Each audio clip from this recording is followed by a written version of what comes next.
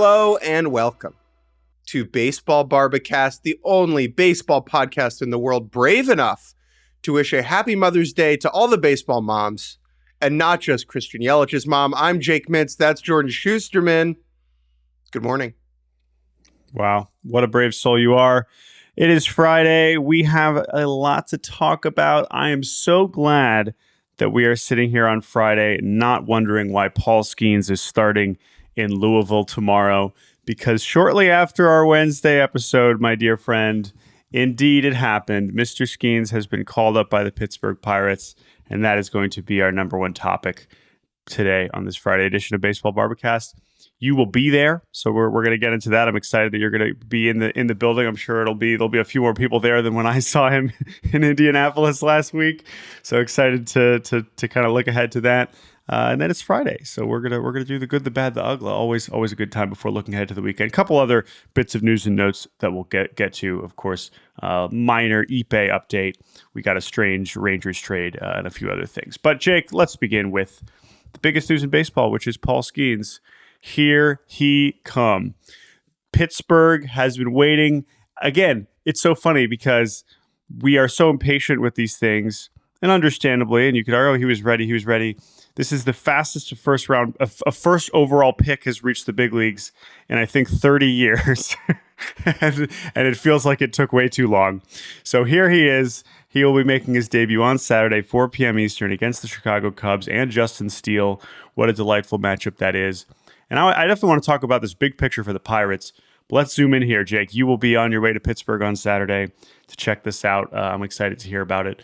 But when you finally saw this news, when we got this news, when they dropped it on us with that hype video the other day, what are you feeling? What are you thinking? Finally, I know you said it was the quickest first overall pick has gotten up, but TikTok culture has made all of our brains desire instantaneous gratification. And I was thankful that they were calling him up now, because had they waited another AAA start or two, he would not have made his debut at home, which I think is a vital component to the hype. I don't think they ever would have done that. I think they just would have waited. Yeah, they would have waited 100%. Which that would have been silly, because it would have been another 2 starts in AAA, I believe, in order to have him start at home. So thankful that is the case. I will be in the building. I would say I have FOMO, fear of missing out. You, Jordan Shusterman, do not have FOMO. It is one of your superpowers. Not in my bag. However, one of the largest sources of FOMO for me, post-tense FOMO, is that you were at the Steven Strasburg debut in Washington, D.C. as a fan, I believe in the 10th grade. You were at that game. I was I had tickets, and I had to play a travel baseball game in Beltsville, and I opted to do that instead. And that was a mistake, and I regret that every day. And I am very excited to make up for that experience by watching Paul Skenes in person on Saturday. And the Pirates will also be involved. I got to see Delwyn Young take Strasburg deep. Yes, it was the summer before our sophomore year. And I think this is a good thing. People are so quick, it's just like Strasburg. I don't want to do any comparisons. Oh, this is bigger than Strasburg. This is less than Strasburg. This is disrespectful to Strasburg. You're not hyping up Skenes enough, all those things. But I do think what is important here is the concept of a starting pitching debut, right? Yes. We have seen many. That is really what makes this an event. And it's also just the nature of the game, and how, while unfortunately we have lost many of our favorite starters to injury, and that's part of the Skenes discussion too, as Jeff Passan wrote very well about on ESPN earlier this week, is just how they prepare and the workload and all that stuff. And of course, that's what I wrote about when I saw him in Indy. But the idea of a starting pitcher's day being an important day is important even long after they've made their debut, right? We look forward to our favorite pitchers when they take them out every 5th day, every 6th day. And the first one, Andy McCullough wrote the whole Clayton Kershaw book around this concept. That's the whole thing, right? And that was from the perspective of the actual pitcher, his internal experience. But it is also the external experience of the fan, which is we look forward to that time when our favorite team's top pitcher gets to take them out. And in a lot of cases, of course, that is literally why I'm a Mariners fan, right? Is because of that experience with Felix Hernandez. And that's why I'm an Orioles fan. for that experience growing up with Wei Yin Chen. I also had something very similar. So it's a similar thing. And so to that point, like that's what makes this different. We've seen, it's not about what has happened after with Jackson Holiday struggling and some of the hitters, Churio, whatever, but like that one day and the possibility and the anticipation of that one pitch and working through that is so much bigger than any hitter. Of course, it's cool when a guy comes up and gets a hit in his first at bat or he has a couple hits and a homer. It's just not the same thing. It's really not the same thing. And let's linger on Strasburg just for one last second. They are different types of pitchers. They're coming up in different eras. They have had different paths. I understand they were both the first overall pick out of college. They're both very good and very famous, and I think that that's easy. I have been using that comparison just to explain to people in my life why I'm going to Pittsburgh on Saturday, right? Sure. Because there are a lot of people in our lives who just don't know who Paul Skenes is. And so these people, because we're from DC, know who Steven Strasburg is. And so It's like, hey, remember when Strasburg came up and how that was a big deal? It's the biggest deal since that. And I think that is important, right? Is that the event of what will happen on Saturday at PNC Park, that anticipation, I have not felt that sense of anticipation about a starting pitcher since that day at Nats Park in 2010, I believe. So because of that, that's like why I'm excited, because that is the same. That is similar. The anticipation is similar, even though their paths and themselves as pitchers are different. Let's talk about Skenes, the pitcher, just one last time. We've chatted about it on here before. It might be people's first time interacting. Probably won't be with the last Paul Skenes. Time we talk about Paul Skenes, the pitcher. Jordan, I'm going to ask you a very vague, bad question, which is what makes Paul Skenes special? Yeah. So the basic thing is he is throwing harder on average than any starter we've seen. While velocity has become much more commonplace, the fact that he's throwing 100 on its own is not wild. He's not throwing 106, but he is sitting 100 miles an hour for full outings. That is not really some. We've seen a handful, right? Hunter Green has it. DeGrom, we've seen. It's been a very small group. Jordan, you put this guy in the bullpen, and he could throw 112. Tick it up, right? I know Bednar's struggling. Why doesn't this guy just close? Yeah, so I think that's important, because even those guys, their fastball's like averaging 98.9, 99.3. No. Paul Skenes averaging 100 miles an hour. That is significant. But what really is making him special is that he authored one of the great college seasons of all time with that fastball and a ridiculous slider. And since then, he has essentially added and amplified 3 other pitchers in addition to those. Because this is someone, someone that is an example of someone who, again, if you read the story, the Alex Stumpf article on MLB.com is fantastic. This is someone who has realized when he arrived at LSU, and even once he starting at the Air Force Academy, I have a gift on the mound. He was very talented as a catcher and as a hitter. I have a gift on the mound. I'm going to give this my all. And he is physically about as like everything you would want to see in a big league ace as well. And that's what also helps drive what makes him special. And that's what I want to emphasize. When you see Paul Skenes, when you watch him move, you understand that you are seeing something unique, because big old boys don't move like that very often, right? He is, as our friend Brent Honeywell said, an absolute moose, but he has the wiriness and the dexterity and the looseness of a salamander. And that combination is very, very special. And as Brent himself was quoted in Jeff Passan's story, which I referenced also because I talked to Brent last week, in India, I referenced that on the show. Dude can pitch. He knows he can throw hard. That's cool. But you got to do more than that to get major leaguers out. And as we look ahead, that is what is going to be so fascinating, what the anticipation is here. Because, the 48% strikeout rate in AAA with the ERA under 1, that's amazing. But as we've learned from the hitting side and we've learned from the pitching side, major leaguers are a lot better than AAA hitters. And there will be some adjustments. And as I've said many times, I can't wait. He's not going to figure it out all at once. but he is well equipped to figure it out, even over the course of his rookie season. And I can't wait to see, because I guess there is a chance that he comes up and is just one of the best pitchers in baseball. That's in play. That's absolutely in play. And my gosh, would that be exciting? We just saw Jared Jones has done it, and we could talk about him too in the bigger picture of the Pirates. But that's what's so exciting about this. One more thing on Skenes. Let's try and capture his personality, the vibe of Paul Skenes, the person, because sure. So let's get it out of the way. He is dating a TikTok influencer star, right? Livy Dunn is more famous than every baseball player, probably. Okay. I mean, there's an argument there. This conversation again. I can't. We had this conversation. I can't do this again. I can't. She's famous. She has a lot of followers. She's famous. She's really famous. Gen Z know her very well. Jake does hyperbole. Jake does hyperbole. That's what you know that. That's what I do. All right, continue. Ohtani's more famous. Okay, I'm sorry. Yeah. Tony Kemp's more famous. I don't know what you want me to say. Whatever. She's really famous, and so I think if you're like, oh, it's Livy Dunn's boyfriend, that might give you a sense. That I think that gives you immediately the wrong sense of Paul Skenes, because Paul Skenes kind of the best part. is very much not online. Okay, he is not gregarious. He is funny, and he is wry, and he is like kind of goofy at times in his own way, but he is not, and you can speak to this, you talked to him more recently than I, he is not a silly guy. Like he is not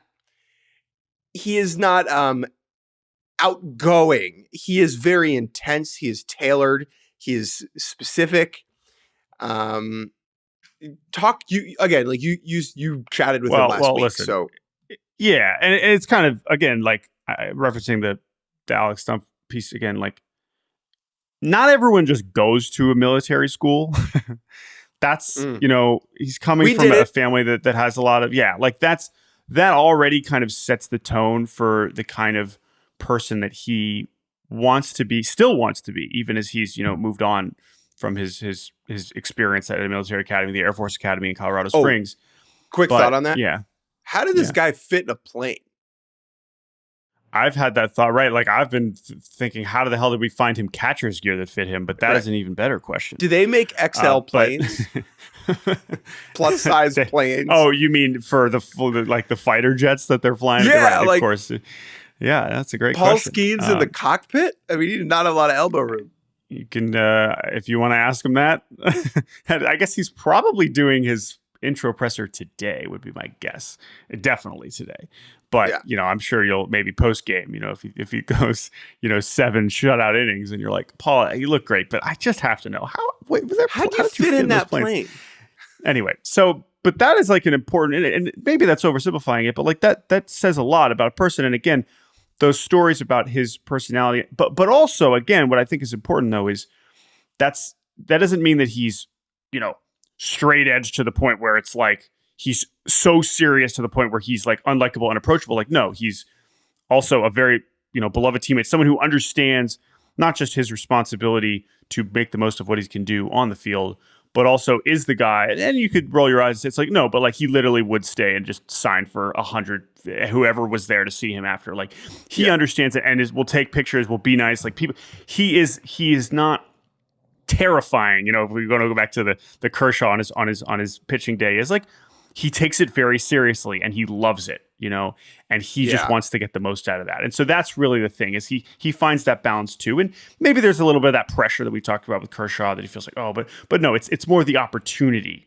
and how much he loves, becoming, one of the great pitchers in the league and in the world, hopefully eventually. So that's, and talking to him personally and just, getting a sense for him, the guy, like, I think it is that balance. I think if you say, oh, he's his girlfriend is extremely famous and online, like he is the opposite of that. And I think that balancing act is probably what he enjoys too. And he's made jokes about that before. He's like, no, she can handle everything online because I have no interest.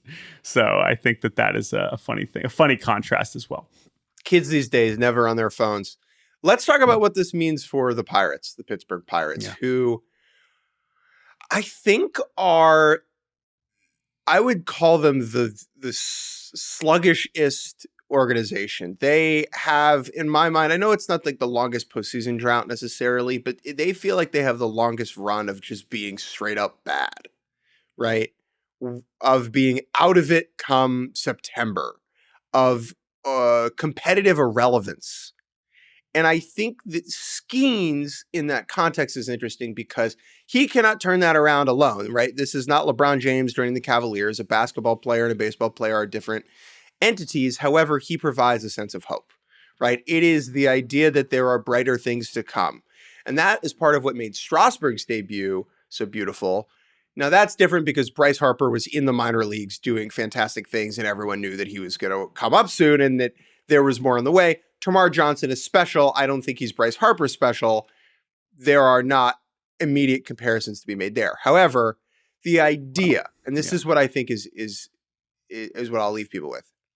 Pirates fans, every 5 games, have the opportunity to turn on the television and watch something that will make them feel really good about their baseball team. Heck, they could do it 2 out of 5 days with Jared Jones, right? But for the next couple of months and for the next 6 years, hopefully, every 5 days, you turn on whatever television network the Pirates are on. And which could change many times over the next 5 years. Right? You put on your Google Glass and you get to sit and you get to watch Paul Skenes do something special. And obviously, that's not as good as playoff games, but it's a step in a positive direction. No, and I do think that you're hoping that he brings that level of,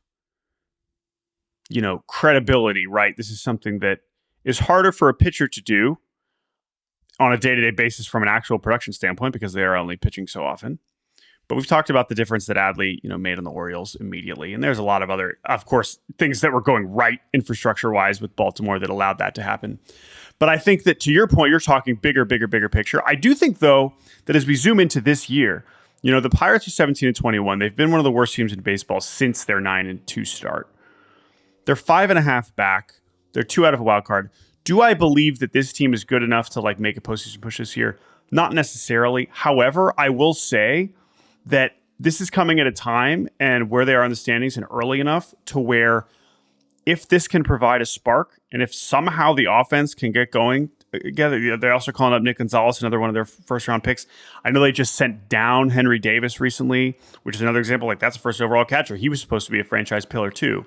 So, and maybe he will be someday, but again, there's things that have clearly not gone right for Pittsburgh here. But I do think that even in this season, this is at least an opportunity to inject some life back into your organization in a very real way.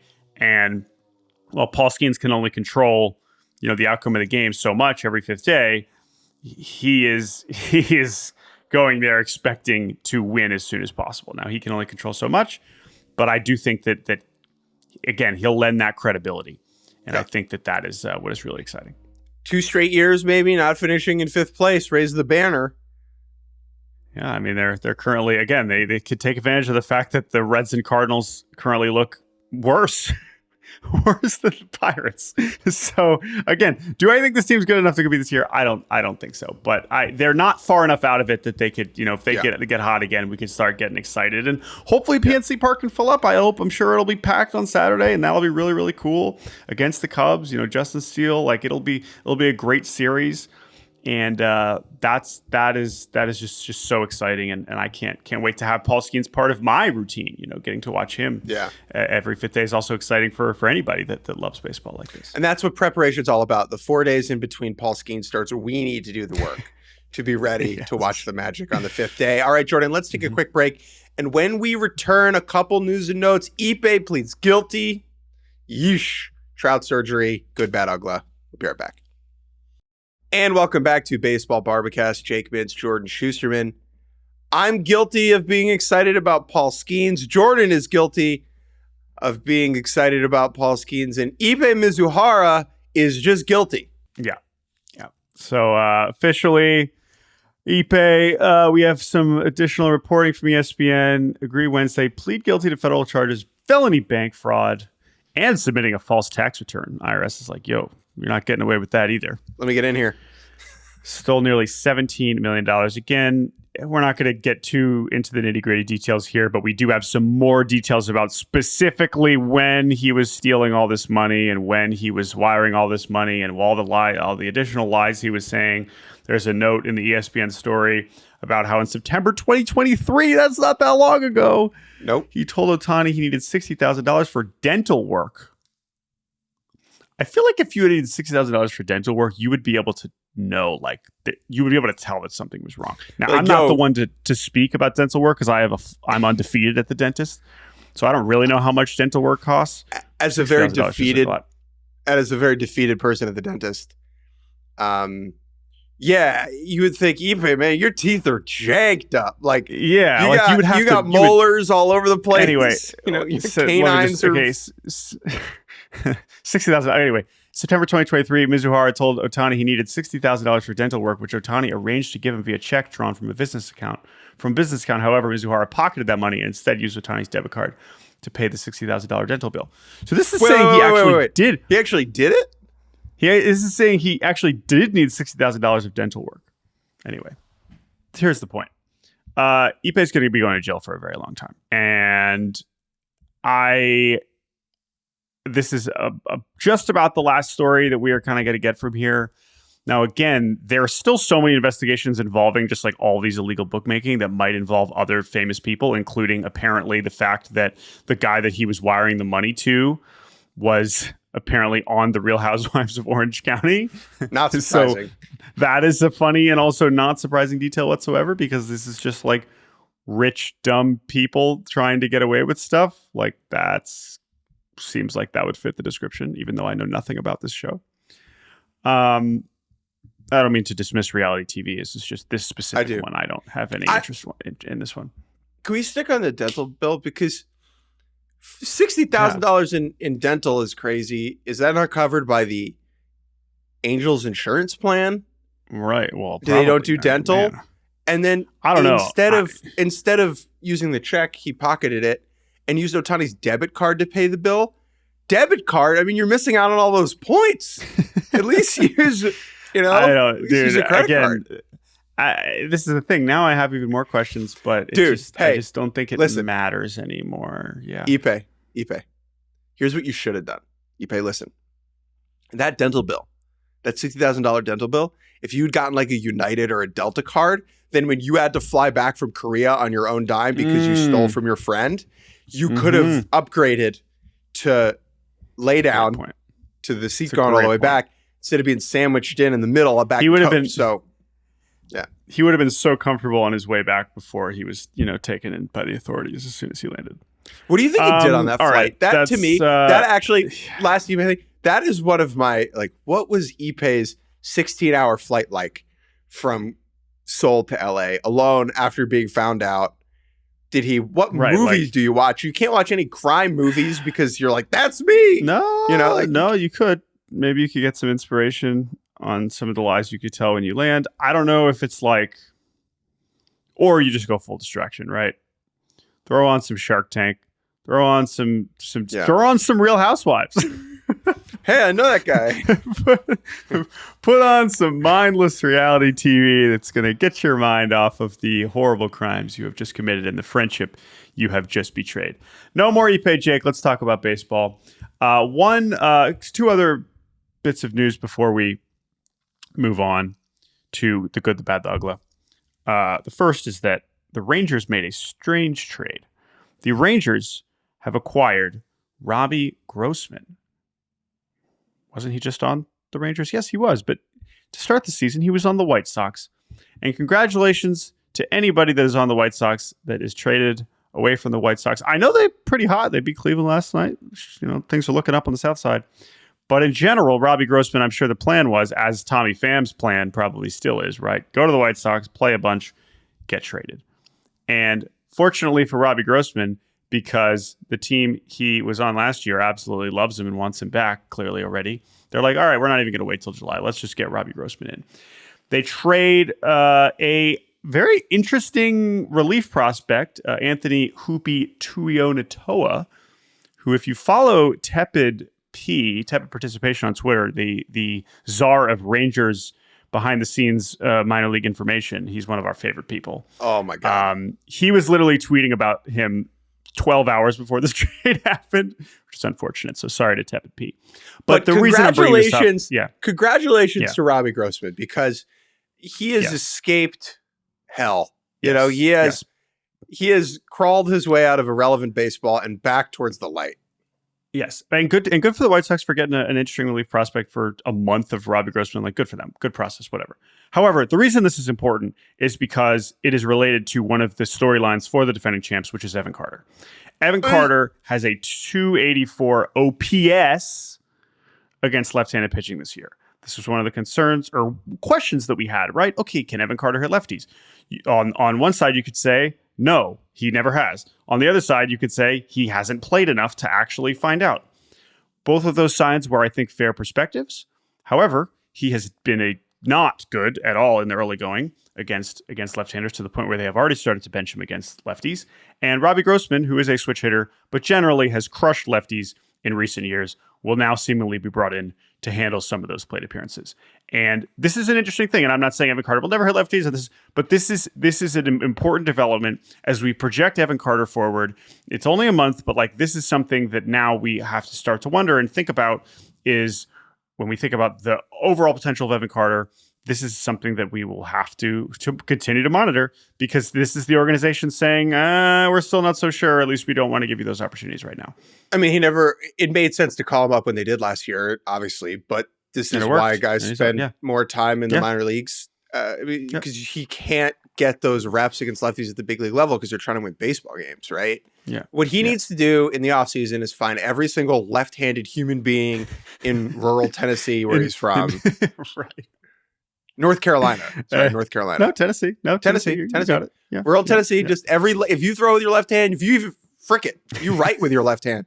We need you throwing BP. Come on over. To Evan Carter. So true. Last point here. Congratulations to Robbie Grossman. Again, I mean, domed stadium, noted sun hater, noted eclipse not looker adder. Robbie Grossman, remember when the eclipse happened, he said, I'm focused on my routine. I won't go look at the eclipse. And look where that's gotten him, dude.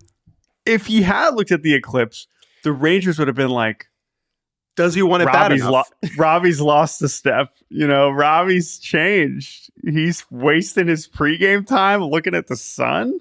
Wow. But no, he knew he was playing the long game. He knows if I'm going to end up back in the Rangers, I need to stay inside and ignore the natural phenomena around me. 25 idiots on the White Sox were checking out the eclipse. And the one who did it is free. Let's move on. One more thing. Mason Miller trade rumors are stupid. Ken Rosenthal wrote about it over at The Athletic. People are calling about Mason Miller. Yeah, Ken's not stupid, but this is... this is like a bit of news that like I understand reporting because Mason Miller is a big we talked about this last week as our bad and good, bad Uggla. Yeah. As like the just automatically trying to put him on a better team. I will say this. While that sucks because like we want A's fans to have literally anything to look forward to on a day-to-day basis and a year-to-year basis for this guy who's under team control for the next 5-6 years, whatever. I do from a baseball perspective, I do understand it. And like I've said on this show, I've said everywhere, like, don't trust relievers, trade your relievers. I get it. However, this is a case where like that would bum me out so much if they do that. So I got a text from a reporter yesterday that just said, I hope Enrique Bradfield Jr. likes Sacramento. Anyway, so I hope he doesn't get traded. I just want Mason Miller to be closing games for the A's because that's their best chance to get to 500 like Mark Kotze wants them to get to. Dude, all right, Jake. Very quickly on the A's. So, you know, I'm a big cycling fan, right? Oh, yes. And cycling is not just about winning the race, right? It's about where you finish in the race. So there's a big race going on right now, the Giro d'Italia. It's like the Tour de France for Italy. And there's this like 41-year-old guy named Domenico Pozzovivo, I believe is his name. Okay. And he's like this Italian dude. He's been doing it forever. Okay. And he just wants to finish in the top 10. That like he has said, he's like, I am not trying to win. Here to not lose. I'm here to not lose. Like I want to finish in. This is my last race. I've done 18 of these. I'm trying to get in the top 10. That's my goal. And I thought of that, and I thought about the A's, and I was like, Mark Kotze coming out in spring training and saying, "Yeah, we just want to get to 500." Like realistic expectations. I love that. I love that. Again, contrast to the White Sox, where they're like, we are taking this season seriously. It's about winning ball games, and we're going to kick your ass. Like, no, you're not. Okay, You're not. So move that to the side, and let's be realistic here. All right, and the A's were like, listen, we've been built to lose, and the best we can do here is not lose or win. We can go 500. We can just do our best. We can get to the middle. So go A's, and go Domenico Pozzovivo. Okay, let's move on to the good, the bad, the Uggla. Yes, Jake. Why don't you start us off this week again? Every week, something good, something bad, something Uggla, something random, Dan Uggla, that makes us think a little bit harder about the world of baseball, or just wonder, curious, confused, laugh. Anything is possible. But Jake, start us off with something good. Taj Bradley had gum on his hat for the whole game. Did you see this? Oh, I did. Yeah. How long did it last? I saw the screenshot. So it was like a extensive 4 innings. It's like 4 innings. This is a very special baseball specific prank. You chew a bunch of gum, you then take it out of your mouth and you line the outside of a cup, the rim of the cup, with gum, and then you place it on top of someone's head without them noticing. Okay. It is very difficult to pull off to get the necessary adhesive from the cup without alerting them to something being on their head. The Rays pulled this off just fabulously on rookie Taj Bradley. I believe Josh Lowe, friend of the show, was the main culprit here, and it remained on Taj Bradley's head for very many innings. This is so good. This is great. Baseball is one of the few sports where you could just prank your friends in the duck, like while you're watching on TV. It's lovely. I love this too because it was a reason to constantly be reminded that Taj Bradley's back. Super excited about that. I don't know when he's making his first start. Quickly on the Rays, they lost in their City Connect jerseys. They lost the White Sox on Wednesday. No. They now host the Yankees. I assume they'll still be wearing them on today because I think that's the standard, but maybe not. We'll see. But I hope we get to see those jerseys again. But that was nice. I'm very excited to have Taj Bradley back. Also, I talked to the Reds clubbies about the laundry. I was like, how big of a deal is this? Like, is this actually? And they were like, nah, we got it. We're chilling. We're pros. They can handle it. If the Rays want to wear this 100 games in a row, like the laundry will not be the issue, I guess is my understanding. Okay. So I appreciated that perspective. So thank you for your reporting. Yeah, you got it. My good this week is we're going to go over to Korea, Jake. Oh, yeah. I'm very excited about. In the middle seat, and coach. Right. No, we're on the charter. We are not facing any criminal investigations, so we are on the team plane. Second, we are going to. sorry to Ippei. We are going to the KBO, and I am so excited to report that my beloved Baek Ho-gung, Jake Mintz, is back and absolutely raking. Now, there are a lot of people listening to say, "Who are you?" He's back. He's Baek. B-A-E-K. This guy essentially stole my baseball heart during the 2020 season. And this is a player who, I mean, the very simple version is he's essentially Korean Rafael Devers. He has one of the most hellacious left-handed swings you will ever see. He was the first overall pick out of high school. He was a prodigy of a hitter, no defense whatsoever, but this dude mashes. And he was one of the best hitters in Korea for 4 years. And in 2020, he was amazing. The KT Wiz became my team. I love this guy, one of my favorite baseball players in the world. The last 2 years, he has been injured. He has been dealing with some stuff off the field. He has been bad. And I was starting to think, that's it. We're never going to see Baek Ho in the big leagues. Like, I know teams were on him. Like, they were like, this guy will come over after 2024. But after the last 2 years, I was like, it's all gone wrong for Baek Ho. He's back, baby. He's got a 977 OPS. He has 11 homers in his first 39 games. And I'm mentioning him here now because I hope that we are talking about him this winter. And I'm so excited to have him back in my life. What's your bad this week, Jake? The Angels. Now, they're bad. Yep, definitely. I'm a known Angels hater. Everyone knows that. The Angels have doesn't been bad. Take much at this point. I gotta say, they give you a lot. They give everybody a lot of content for that. The Angels starting pitching hasn't been great, but it also hasn't been abhorrently embarrassing. But my bad for the Angels specifically is the way that they're constructing the big league roster and the decisions that they've chosen to make, because they currently have the following probably very nice people on the big league roster. Okay. Willie Calhoun, friend of the show. Cole Tucker, friend of the show. Luis Guillorme, who they just got. Nico Goodrum, who they claimed off waivers. Kevin Pillar, and Ahire Adrianza. Those players, those guys, are what they are, right? They're maybe Cole Tucker, who's still 27. Guillorme, who is the oldest 29-year-old. He feels like doesn't he feel like he's 35? That's Guillorme? Impossible. That's impossible. Yeah. There's no way. And even Willie, like I understand Willie's still 29. Like a lot of these guys are what they are, and they are giving plate appearances to players who don't need to be on the Angels. Like there are other interesting high-level prospects, not high-level prospects. Let me take that back. There are interesting candidates to give playing time to that are going through waivers all the time, like Zach Short. Okay. I understand Zach Short is not like an exhilarating needle mover, but there is a larger chance that Zach Short, who has not gotten real run in the big leagues, could turn into something. Giving his Ahire Adrianza's plate appearance to Zach Short, 2% chance Zach Short becomes a meaningful part of your team. But Ahire Adrianza is not going to be on the next good Angels team. Like, just do something different. It's just very bizarre. And so here's an example. The Braves trade Guillorme to the Angels and then take Zach Short off waivers. Zach Short is now on his third team this season, right? That's not a great thing. But that tells me that the team that knows what it's doing, the Atlanta Braves, prefers Zach Short to Luis Guillorme for a reason. Okay, they see something. The Angels are like, we'll take that 29-year-old who's set in stone. Like, we know what this guy is. I don't know, man.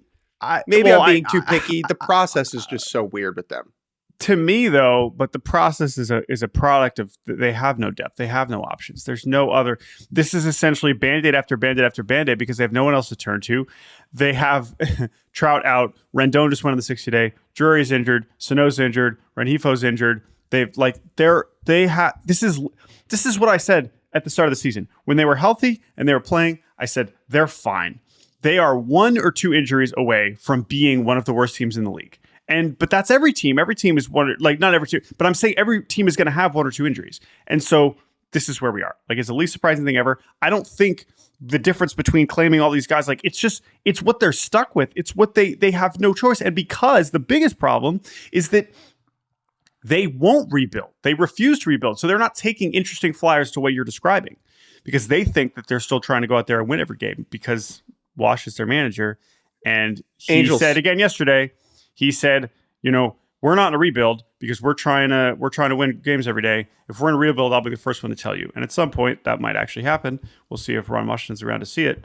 But that's where they're at. It's both. It's bad process, and it's also a product of the roster that they went into the season with, which is dreadfully thin, a horrific farm system that is the result of neglectful trades, terrible development, all these things. Everything that is going wrong is going wrong. And by the way, it's this is over. Joe Adell is hitting. It's great. Hilariously that's happening now, but good for him. But just so much else. Angels, embrace your inner Domenico Pozzovivo. One last Angels thing that could be good. Sonny DeShara, who was a delightful college baseball player, basically Dan Vogelback type physicality. He's currently been terrible in AAA. He will, I believe, get up at some point this year if he hits a little bit because he is at least young and interesting. When that happens, go Angels. Yes. Okay, maybe. I guess I can't count it out because they have nobody else, but it's so bad. They're so bad. All right. I feel so bad for if you're an Angels fan and you're like, oh, these guys are making fun of my team. This Mariners fan, he's making fun of my team. Well, good news for you, Angels fan listening to this. My bad is the Mariners. I'm going to talk about the Mariners, Jake. The Mariners are not a bad team. They had their pitching finally kind of, got roughed up this week. They weren't going to have an ERA under one for the whole season. But we got to talk about the strikeouts. So strikeouts on their own are not bad if you can match them with slug and walks, and like you can strike out a lot and you can be a good offense. However, right now the Mariners are striking out at a historic rate, and this is objectively hilarious because the whole point of the offseason was we don't want to strike out at a historic rate anymore. Please. Jake, last year the Minnesota Twins set a major league record for most strikeouts in a season with 1,654 strikeouts in 162 games. The Mariners were right behind them at 1,603 strikeouts, so about 50 strikeouts behind the Twins. That's about 10 Ks per game, right? They were striking out. Again, I pull up the actual strikeout rate as a hitter. Last year, Mariners, again, top 2 strikeout season of all time. Now, strikeouts have been going up for everybody, so like that part is not necessarily surprising. However, after spending an offseason where all they say is, we want to strike out less, goodbye Jared Kelenic, goodbye Eugenio Suarez, goodbye Teoscar Hernandez, like, we have to get better in this area. Well, this year, they are leading the majors in strikeouts by a ton. They are currently striking out 28.7% of the time, which would be the highest rate of any team ever. They are on pace for over 1,700 strikeouts, which would be the most of all time. And that's bad. What do you think? Do you agree? That's bad. I think they should hit the ball. Yeah. No one's even close right now. It's actually, yeah. So like, what is the, I'm curious. So the Mariners right now are striking out 28.7% of the time. The Rockies are second at 26.5. So man, 2 percentage points ahead of second place. Do you know who 30th is? Or I guess first for strikeout rate? The Cleveland Guardians. No, Cleveland's 25th. Still Houston, 17.1%. And again, the offense has been good. Kansas City is second, so good for them. Anyway, Mariners striking out is bad. What is your Uggla this week, Jake? My Uggla is Josh Hedgeka. Oh my God! What a great pick! Wow. All right, let's educate the masses. Who is Josh Hedgeka? Josh Hedgeka was a Division III baseball legend, a side-winding, low-slot joker from Johns Hopkins University. Josh Hedgeka was then signed as an undrafted free agent by the New York Mets and was rising up their system as a funky reliever. He got Thomas Johnson surgery, as is the case with so many of us. And he's come back this year and is pitching for the Brooklyn Cyclones. In fact, he has pitched so much for the Brooklyn Cyclones that this week, Josh Hedgeka broke the all-time franchise record for most pitching appearances for the Brooklyn Cyclones. Okay. Do you know how many it is? Do you have the number in front of you? I want you to guess. It's like 50? 48. So he 48. broke the Brooklyn Cyclones franchise record for most appearances, which again is not a record you want to have because you don't want to be pitching in high A for 48 times. But Josh Hedgeka did, and he had some fun with it. And he quote tweeted, "Being a 27-year-old in high A finally pays off. # build the statue." And I just want to tip my cap to guys like Josh Hedgeka who understand who they are, what they're doing, and the hilarity of this entire endeavor. So congratulations to Josh Hedgeka on his record 48th pitching appearance for the Brooklyn Cyclones. So the reason why this record is possible is because the Brooklyn Cyclones used to be a short season team. So they were not playing full years. Now they are full season. So now they are high A. But remember, we saw Mr. Hedgeka in 2019 after he had signed with the Cyclones. So he pitched there 11 games in 2019, 24 games in 2021, 25 games, just 6 games in 2022. Gets TJ come back, 8 more games there in 2024. He reached AAA in 2021. He's been great.